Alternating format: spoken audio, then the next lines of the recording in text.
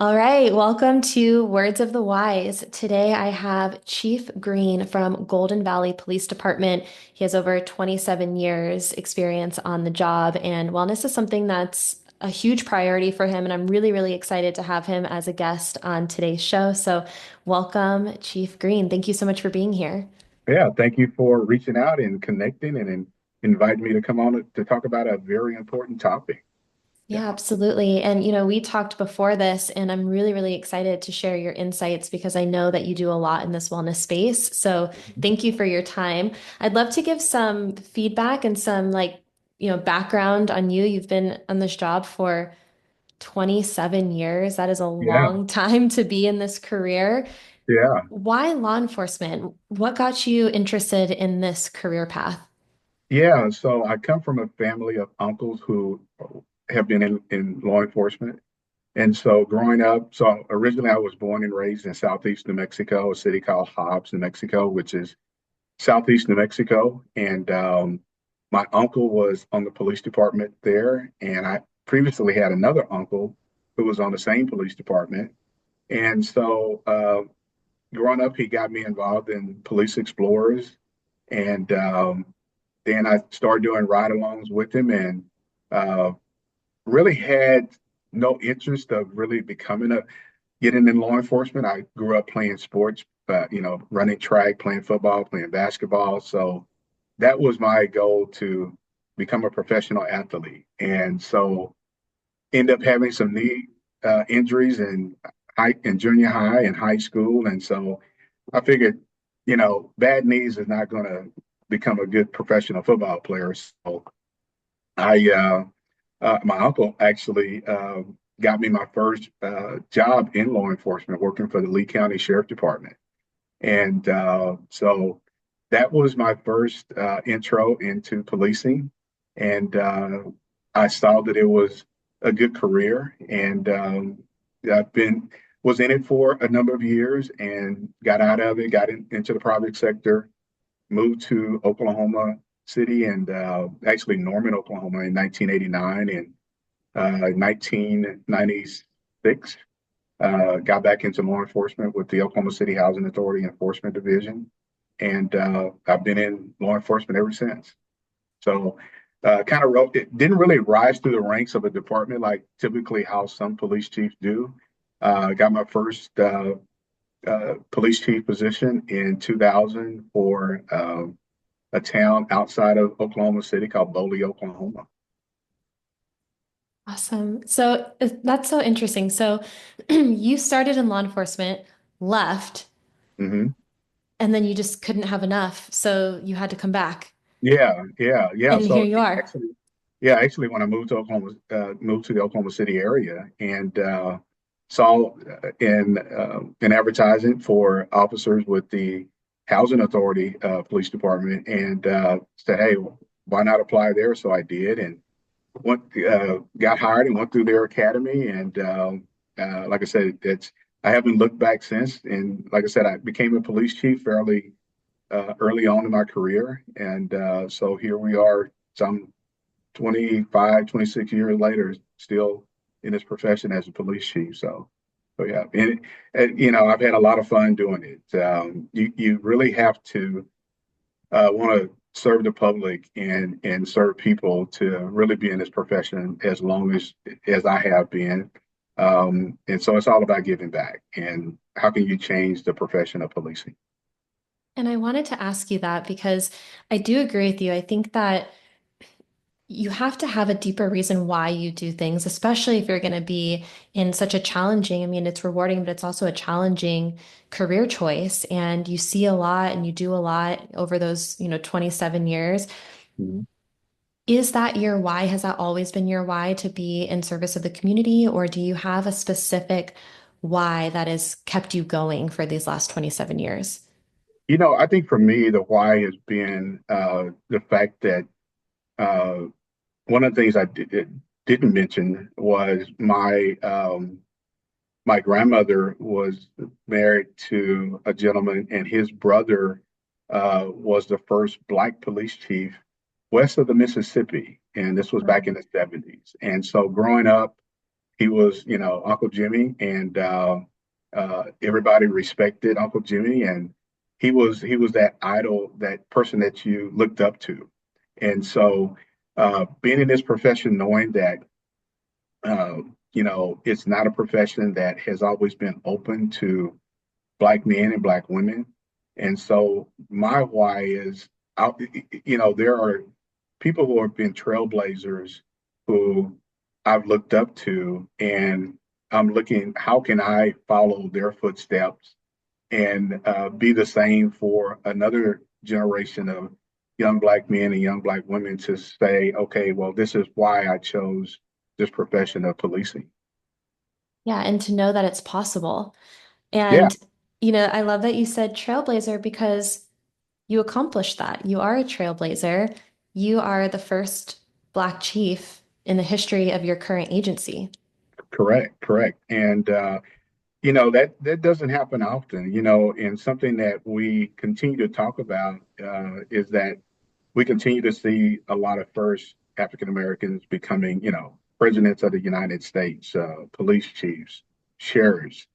And so, again, it just kind of goes back to, it has not always been a field that has been welcoming to people of color, and now those opportunities are available, and you continue to see, even in, here we are in 2025, a lot of uh, cities are uh, hiring their first Black female or male police chief. And it kind of makes you, why is it taking so long? But again, those opportunities are there. And so once you get those opportunities, you definitely want to make the best of them and kind of leave your footprint, where people can look back and see that, the things that you did to change the culture of that agency is something that will not be forgotten for decades to come. Yeah, and it inspires future generations. And I also think, to your point, when I was growing up, and I don't know if we talked about this before, but when I was growing up, like my parents were drug addicts, my dad was in prison. I didn't have a community around me that was a good example as to like what you could achieve in your life. Hmm. And my direct family, it was always kind of this idea of like, oh, well, as long as you don't end up like them, like that's the Hmm. best you can hope for. And I Hmm. think that there are a lot of people who are in communities that, or families that maybe they don't have a really good example of what you could be, Yeah. what you could strive to be. And, coming from my experience, like I didn't know that I could be anything great because I Yeah. didn't have anyone to look up to or have that example. And so to have individuals like yourself that show what's possible and to say, like, you can be great and you Hmm. can do these things is inspiring, not only future generations, but communities that are Yeah. like, I can do that, Yeah. because he did Exactly. that, so I could do that. Yeah. Well, and, it's interesting we're having this conversation because just last night on our podcast show, we had a group of women who are leaders in their roles, and we actually had on the former police chief with Charlottesville, Virginia, Dr. Brackney, uh, to hear her story as a Black woman coming out of Pittsburgh. She came from a family that, a mom and dad, they lived on public assistance, uh, and she was one of six kids, and so she didn't come from that typical background that you would think somebody would come from, who rose through the ranks of being a first Black female police chief in Charlottesville, Virginia. And so it was quite interesting to hear what you just mentioned about, how, the drugs and all that. But she came from an environment that, typically you don't see, but she was able to, now she's a doctor with a PhD. So, that says a lot Amazing. about how determined, when you want to do something to change the life that you grew up in, anything is possible. 100%. And it's really interesting because I've actually talked with a lot of law enforcement who come from challenging upbringings. Hmm. And I think that there's this like innate like feeling inside of you to want to help when you come from a situation like that. And so I think Mhm. a lot of people in law enforcement can relate to that of having, a broken home or adverse childhood experiences, and then, becoming in a police officer in law enforcement and wanting to help others because they came from a situation like that. Yeah, yeah, you're right because you have a sense of what people are going through, Yeah, and if you didn't come from that background and you're out here dealing with people who are homeless or you're dealing with a single mom who is trying to raise, a son and a daughter, and you've got either one of them are running with the wrong crowd, and if you didn't come from a background where you can't relate to what that single parent is going through, you just kind of dismiss it. But if you come from a background where you saw that, now you're able to relate to that person and have a lot more empathy and a lot more passion about, hey, what can I do to help this person versus that's not my problem, that's your problem. a And hundred I think percent. that is something that it has really been missing in policing for decades. You see it in pockets here and there, but typically it's not something that you see a lot of officers really do because again, I've always said we exist because of the public. And if the public needs us, it's not that we need the public needs we need the public to make sure that they understand that we're here to serve and protect them. Yeah, 100%. And I actually wrote down empathy before you said the word empathy. And I do agree. I think that that's the differentiator. And it's not to say that if someone, didn't come from a challenging background that they can't have empathy. But I agree Mhm. with you that, there's a different level of understanding of like, okay, like I've been in a domestic violence situation. I Mhm. understand what that child who just experienced that is going through because I've been there. And so it does give you a different sense of what's going on because you've done it. You've Yeah. been there before. Yeah, you've lived it. You understand it versus somebody saying, "Oh, I've heard about it," or "I kind of experienced it," work in work, but actually when, you're a childhood friend you grew up with or somebody that you went to high school with, you kind of see what they went through. And even if yourself went through that, you have a better understanding of how you can really help that person. 100%. Yeah. So I want to talk about what wellness looked like for you 27 years ago, because we know that wellness has evolved a lot organizationally. What did that look like when you first started as a young officer? Was there any conversations about wellness? Were the agencies offering anything about wellness? What did that look like? No, no, wellness was not even a conversation, some 27 years ago. Mhm. This profession has always been that paramilitary style profession where, you just suck it up and you move on. And so, you know, nobody really thought about the wellness of the men and women in policing with the trauma that you see day in and day out. And because, you go back, decades and decades where you had, agencies in Boston or up on the East Coast and where they had the choir boards where after work they would go and drink and you saw a lot of alcoholism in Mhm. policing. You saw a lot of domestic violence in policing, and but nobody really thought about the wellness of the men and women in policing. And so yeah, it is, and it's still taking a lot of time for a lot of police departments to really even understand what wellness really is and how to really incorporate that into the day-to-day operations of the police department. And so, but yeah, wellness, if you said wellness 27 years ago, somebody would be kind of like, let me look that up and see what wellness means. Like Webster Dictionary, Yeah, yeah, wellness. yeah. Google didn't exist 27 years ago. Right.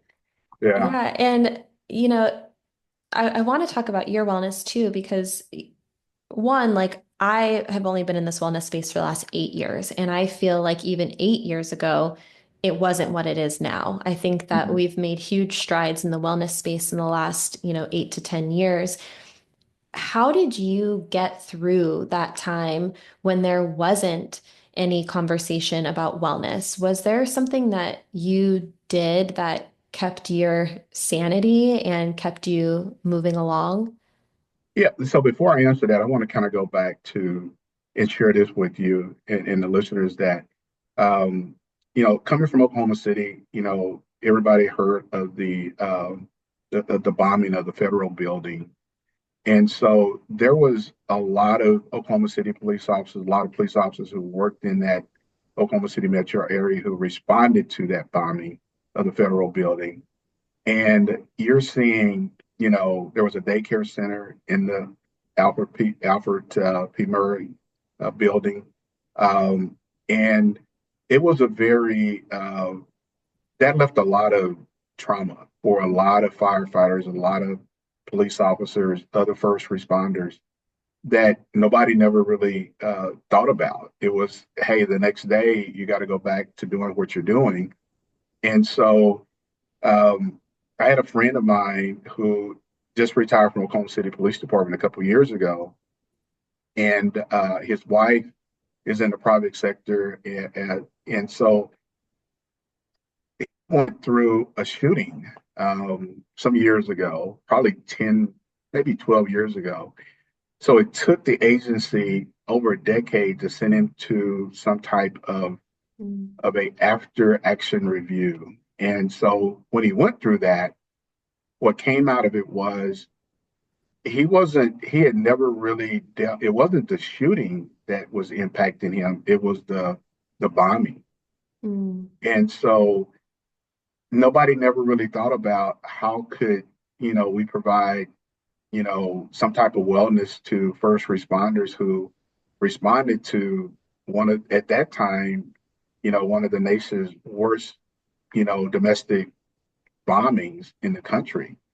And but just to hear his story, because we had him on our podcast, him and his wife, and they are involved with a wellness program in Oklahoma City. And even he mentioned, you you, you would you were frowned upon if you mentioned if there was any sign of weakness, and if you mentioned anything about, hey, I'm not feeling good. Well, if you don't feel good, you still got to come to work, or so that was an interesting to hear his perspective of he went through a shooting, but it wasn't the shooting that really impacted him, it was the bombing. And that kind of came out in that interview that he went through. But for me, it is, being in getting in this profession as a young officer, and now being a police chief, the question has really come up in the last couple of years.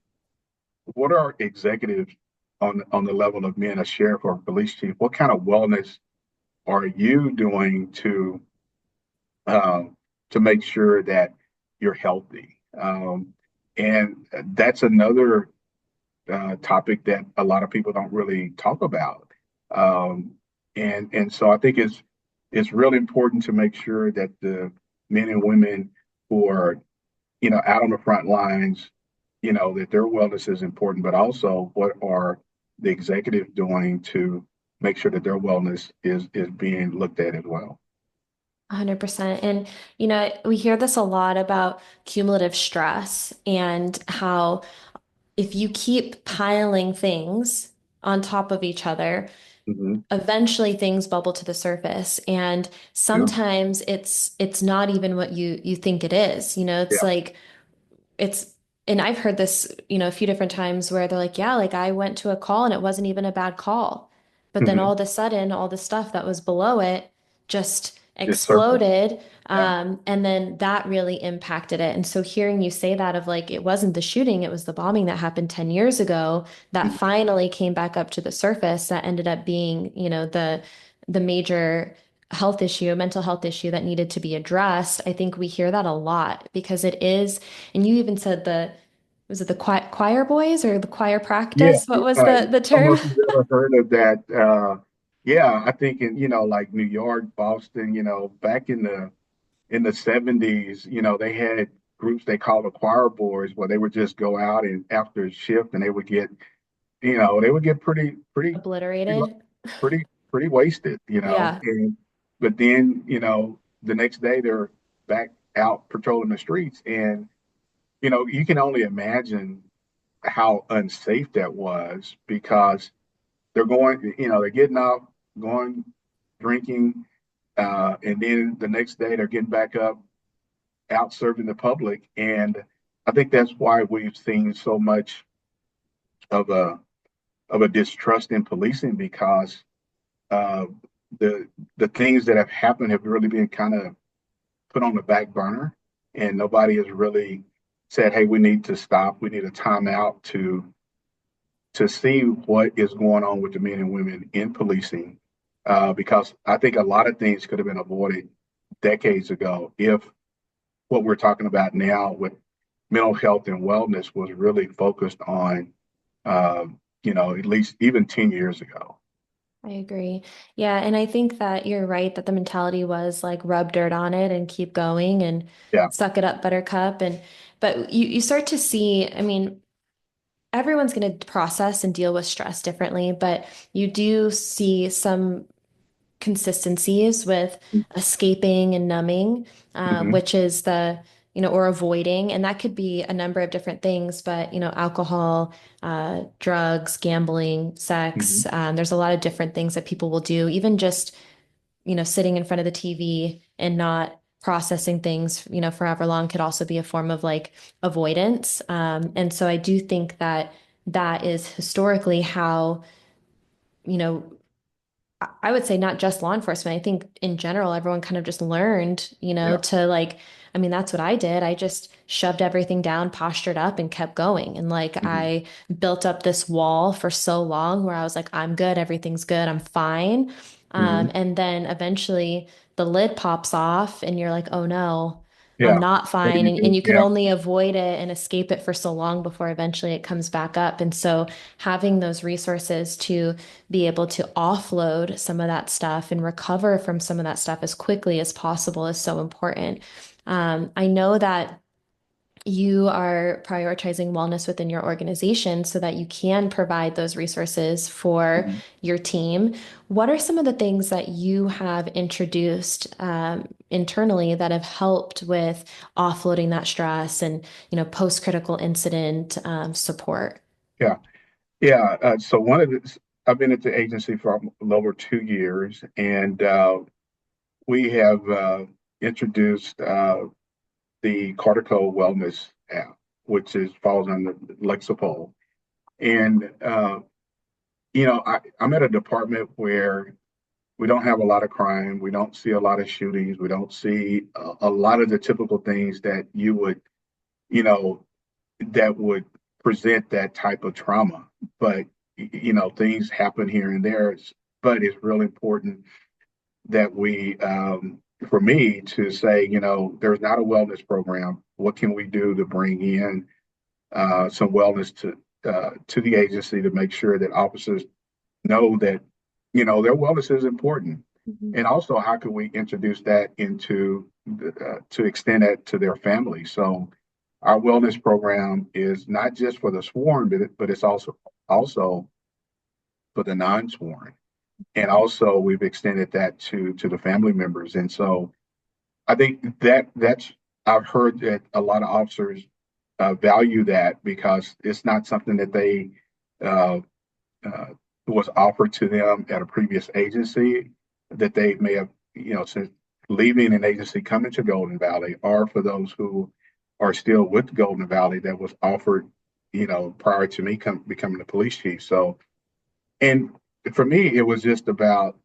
just hearing the stories of being a police chief in the Oklahoma City metro area, being a police chief in Arkansas, that none of these agencies really had anything that, you know, took wellness. It wasn't a priority. Mhm. And here, for me, it was making sure that it is a priority and offering that service. And, it's not something I need to know or my command staff need to know, because people need to feel that, yeah, if I do go and talk to a therapist, I don't want that person letting my chief or assistant chief know, what I talked about. My goal is to make sure that if there are things going on, it may not even be work related. It could be something going on inside the home that you're dealing with, and you need to be able to have that outlet to talk to somebody to help you work through those issues. Because, we always say leave your problems at the door, but a lot of times those problems do come into the door, and then they also go into the homes that we're going into. And so I've always said, you can't go into somebody else's home and fix their problem until you fix your own problem in your own home. Yeah. Yeah. I love that. I've actually never heard it said that way. I had someone one time because I didn't want to deal with some of my stuff at one point, and I had a mentor look at me and he's like, "If you don't want to sit with yourself, how do you expect other people to want to sit with you?" And it was kind of that same idea of like you got to fix what's going on internally, to be able to, zoom out. And I love that you said that you include your entire team because I do think that you are all a team, sworn and civilian. And then taking it a step further and making sure that you have home wellness because I think that, we see the divorce rate, and if there is the ability to reduce that and to have resources that create more wellness in the home, I think that that is great to include that. Hmm. And I think that, you know, ultimately everyone wants to get to the end of this career and have some sort of life after, and Yeah. so how do we create that longevity, not just in the career, but then once they retire, that there's, a family life to go home to, hopefully, maybe Yeah. eventually. Yeah. I mean, again, I think it's important that, there's life after policing. Mhm.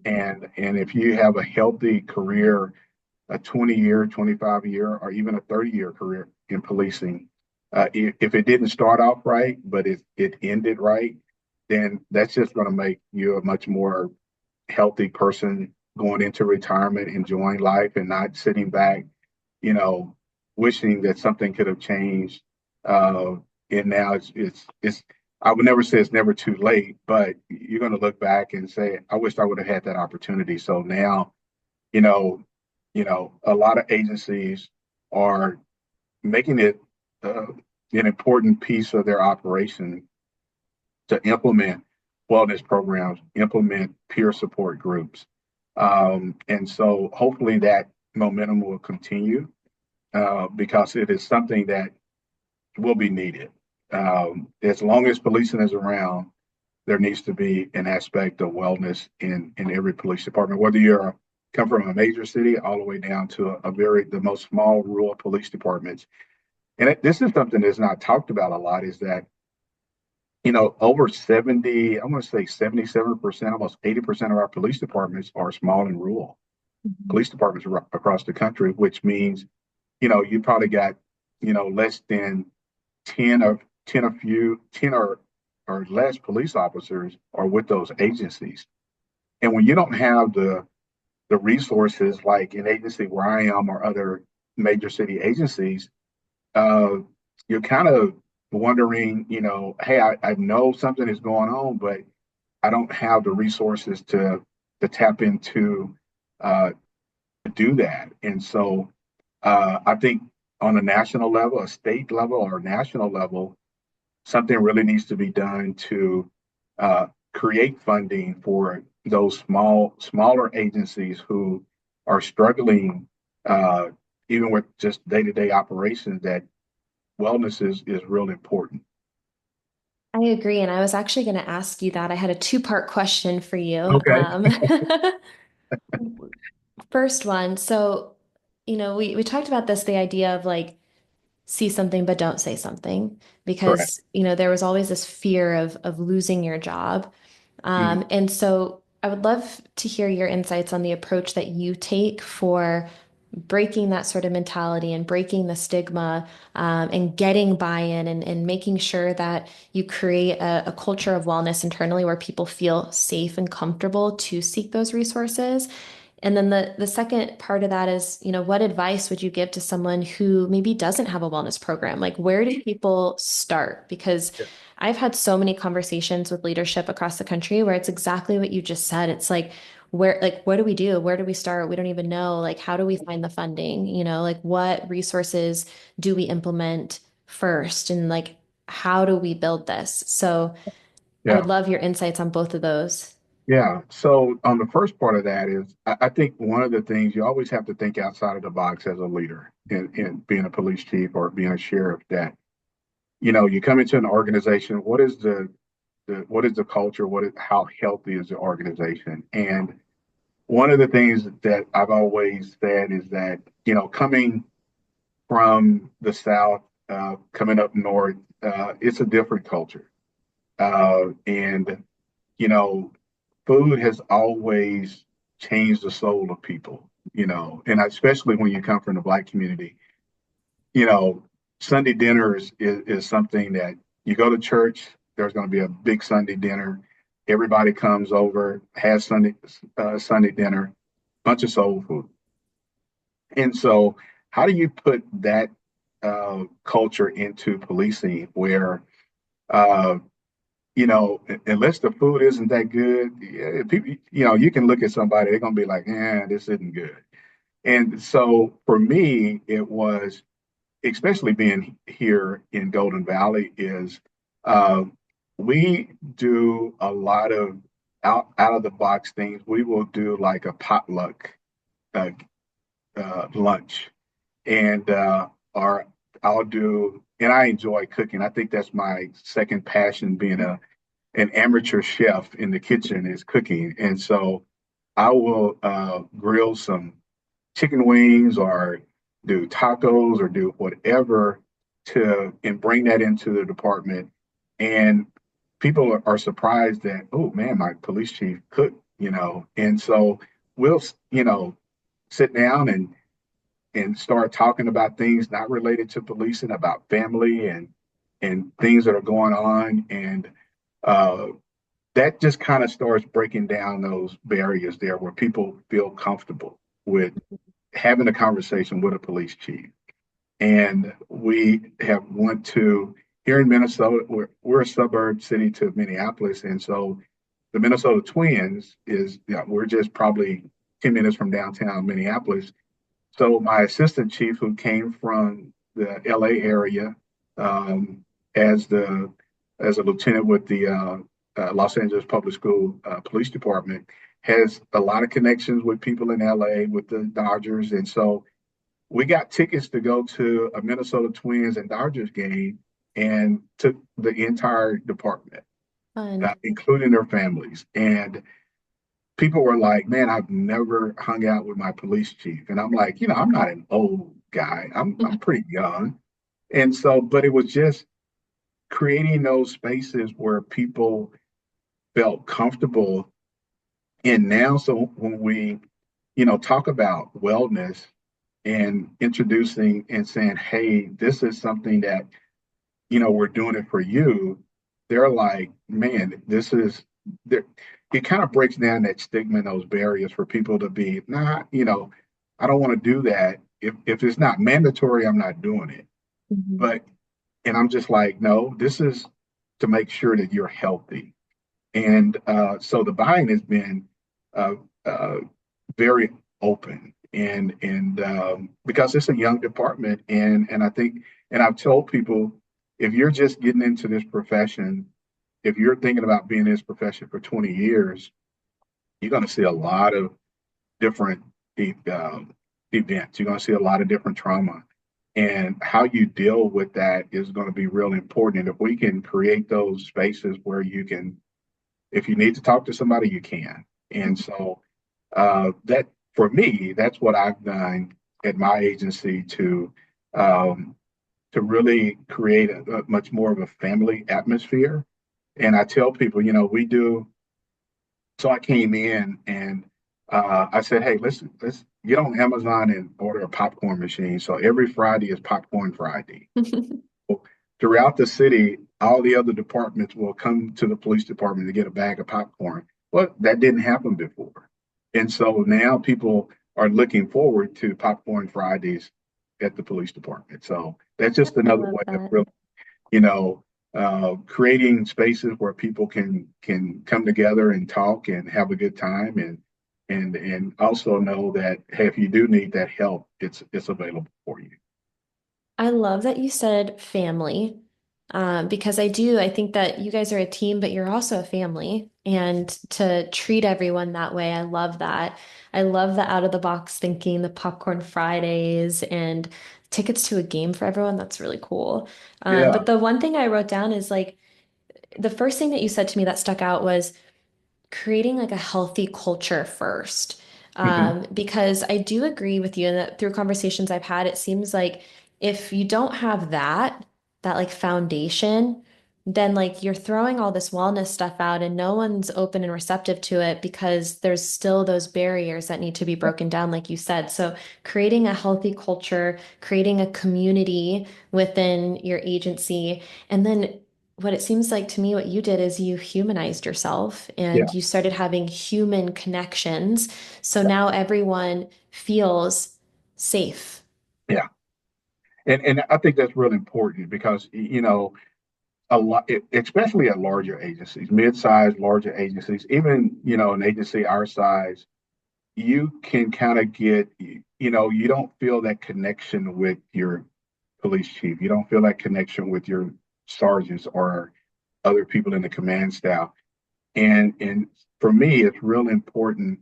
And I think this is a message, hopefully, that others will listen to and say, hey, we're not doing that. Maybe we need to do this in our department is create that family atmosphere. And it's not, I've, talked to men and women who come from larger major cities, and the only time that they ever said anything to their police chief or their police chief said anything to them was the day that they graduated from the academy and he or she shook their hand.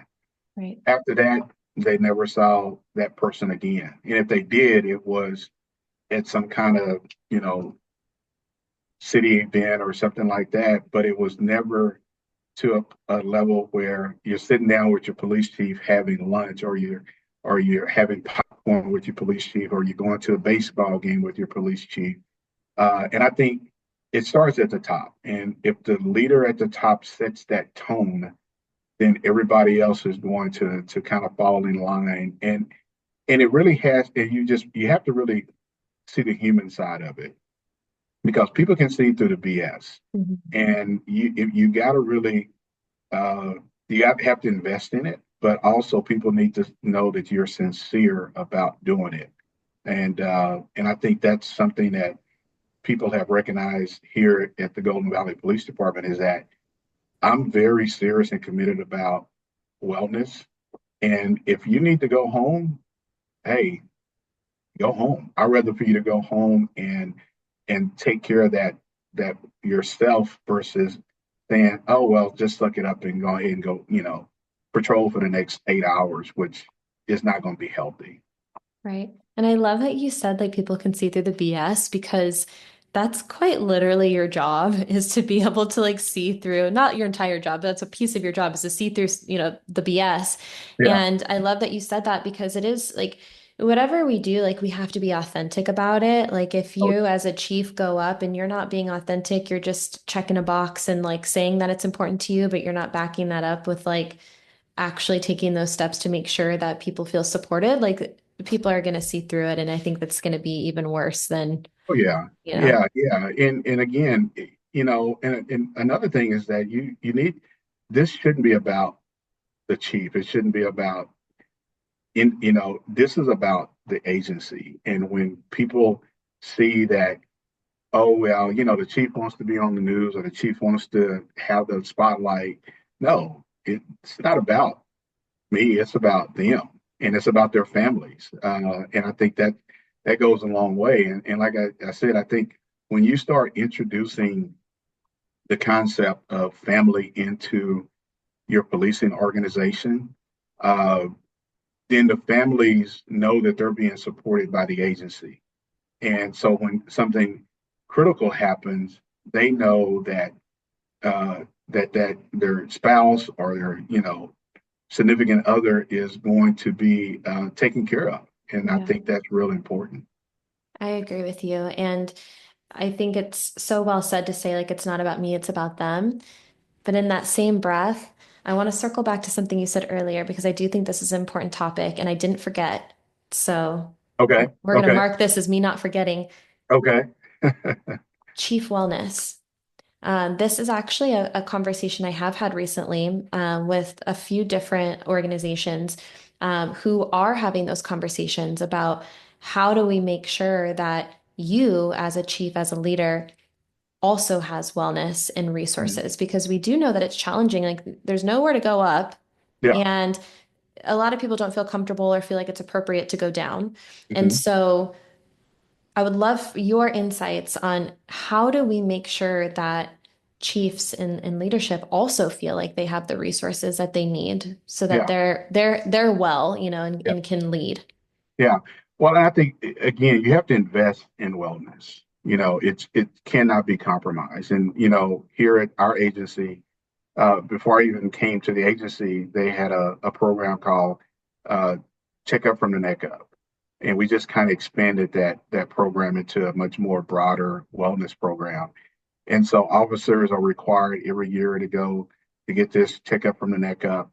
And but even on the executive level, as being a police chief, it's important to if you I think a lot of us are just kind of we get in our own little world and we have other chiefs that we talk to and but you have to feel comfortable with even sitting down with a therapist and saying, hey, you know, I'm dealing with this because our jobs are, you don't know how long you're gonna be in this position as a police chief. If you serve um, you serve at the pleasure of a city manager or mayor. You could be doing all the things right, and that one day your world can turn upside down, and now you're finding yourself out of that position, trying to figure out, where will I go next? Will somebody hire me as a police chief? What will now? What will I do with my family? What will I do with my home and all these other things? And so that's a lot to process. And I think we need to make sure that we are, you know, creating our own groups to connect with and to say, hey, because everybody else is kind of dealing with the same problem. So if you can connect with somebody and say, hey, how did you get through that challenging time? And to hear what they went through, and now it just kind of opens up the door for you to feel more comfortable Mhm. sitting down talking to other people in the profession. And I've always said, men, we don't do a good job of talking about our problems. The women that I know in policing who are police chief, they have their sisterhood of women that they get together, but there's not a brotherhood of men who really get together and really just share the struggles that we're dealing with in trying to run these organizations. Uh, and also, if you're challenging with something, who can you talk to? And I think that's really important to make sure that you're doing not don't keep everything within because our spouses don't want to hear that, and you don't want to bring your problems from work to home, but you need to have that resource. And so I've got my co-host who is on the podcast with me. We've been friends for over a decade now, and I can call him and vent and to him, and he can call me and vent to me. And once you all that venting is out, now things are a lot more calmer. Yeah. Yeah, for sure. And I've actually even heard of agencies. I think they're doing it in California, and I think they're doing it in, I want to say it's Washington, but don't quote me on that. But they're actually getting together like peer support teams Yeah. that are all chiefs. Hmm. So you have those communities and those networks to reach out to, and they're doing some sort of like peer support certification. So all the chiefs are going through this training to be able to then, be a part of this network, to where, like you said, you have those like confidants and like those people that you can go out to and offload some of that stress and communicate with. And so I think we're going to start to see a lot more of that expanding as we go on. Yeah, and I think it's really, I mentioned this earlier, that the funding is real key into making sure you have a good wellness program. And, whether it's on a state level where you got, police chiefs association or organizations are advocating to the state lawmakers that, hey, we need some type of funding to help support and fund wellness programs because when you look at it, that will impact, retirement, health benefits. And if you're spending a lot of money on officers who are being injured or who are taken off from work, you're not really investing in the wellness. So I think that is something that we really need to advocate for. And I think, as you just mentioned, states like California and other states, potentially even Washington, where they are looking at, hey, going to our state legislators, we need to create some funding for our wellness program because, again, like I said earlier, policing is not going anywhere. We just need to make it more healthier Mhm. for that next generation of men and women who are coming into this profession who won't have to deal with what people, 30 or 40 years ago didn't have the resources. And now those resources are there. Yeah, and I think that so many people I've talked to, there's always like this idea of like, I want to leave it better than I found it. And so I think everyone is constantly, yeah, every generation is trying to improve, so that you set future generations up for success. Yeah. And that leads me to my final question. Okay. What words of wisdom would you give to the newer generation that is coming in when it comes to wellness?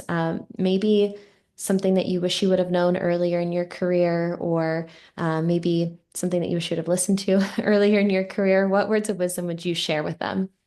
I think the first thing is just don't be afraid to seek out and if you need some help, seek out and get that help. Don't think that, hey, if I do reach out that this is going to, end my career or I'm going to be put on a shift that I don't want to be assigned to. Again, I think we need to make sure that our men and women know that we are here to support them. And so I think it's real important that people coming into this profession and who are already in this profession, but especially coming in, because as you know, there's not a lot of people that are just running and knocking the doors down to become police officers. And I think this is also key to recruiting. And I think if you put a lot of emphasis, you put a lot of time into wellness, you're going to see a generation coming into policing that's going to be more important to them than just how much you're paying. I think if you put make that a key part of your recruiting, that this generation of men and women coming in are a lot more educated. And this isn't a profession that they may only be in this profession for, I don't know, 10 years. They may not, you have a generation who they're not looking at, retirement, right then. But if you make it to where it's welcoming and they know that that support is there, they're gonna stick around for a long time. So I think the main thing is just really encouraging young men and women to just be open and make sure that you are tapping into resources. If those resources aren't there, tap into resources that are available somewhere else.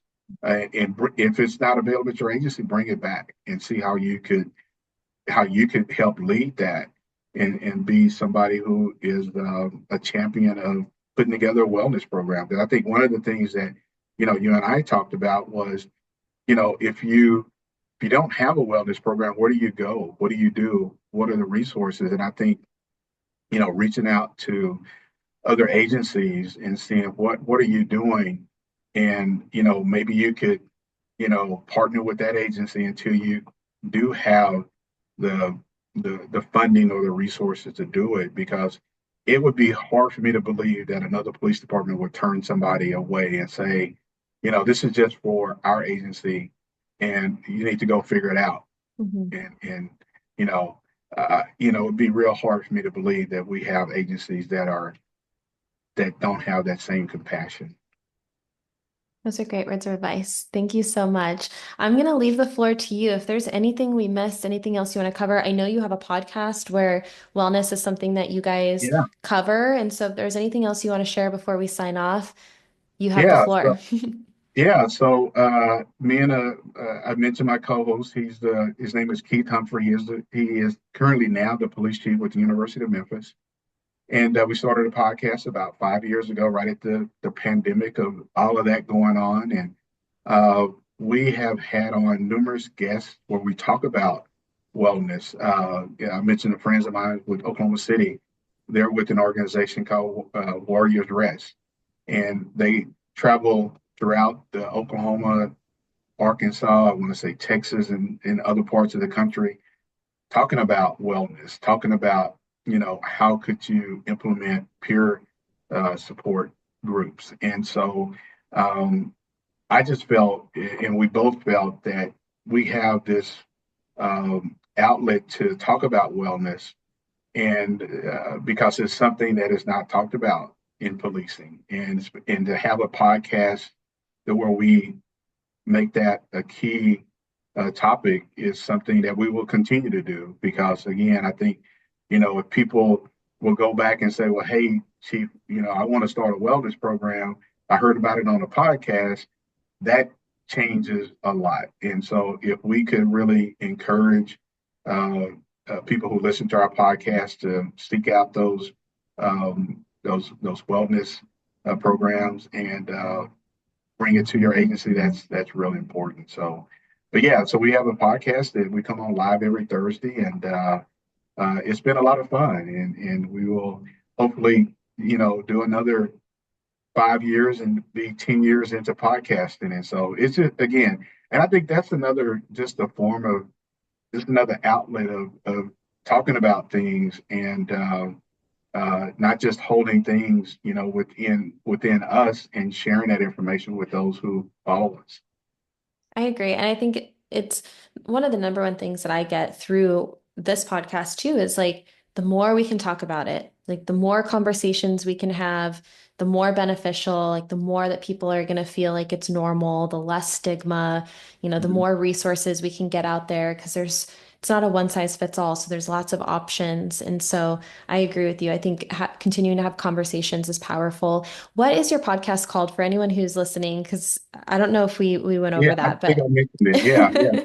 It's You and the Law podcast, and we have a website, which is www.youandthelawpodcast.com, and you can find us on Spotify, Apple Podcasts. So wherever you listen to podcasts, you just search for You and the Law podcast, and you will find us. And so again, it's a fun way to get together every Thursday to talk about topics related to policing in America, and also talk about wellness. And so, we've had on guests where we talk about divorce rates. We've had on guests talk about suicide. We've had guests to talk about wellness programs. So again, it's something that's really needed in our profession. And the more like you just said, the more conversation we can have about it, it will hopefully just break those barriers down and make people feel more comfortable talking about wellness. absolutely. And I think too, like ultimately save lives, Yeah. like Oh yeah. and so I appreciate your time so much and I appreciate everything that you're doing in wellness and thank you for agreeing to be on my little podcast and Oh, talking about your insights. I do appreciate it so much yeah. and hopefully we'll stay in touch and have Definitely, another definitely, conversation in the future. Yeah, definitely. And thank you for reaching out. It's not every day you get, somebody contacts you and said, "Hey, I want to invite you on a podcast." And so, but yeah, it's good to know that, people are out there and they're seeing the things that you're doing, and you're able to come on and talk about those things that you're trying to accomplish. So again, I thank you, Paige, for reaching out and connecting, and hopefully we can do this again. Of course. Thank you so much. All right, thank you.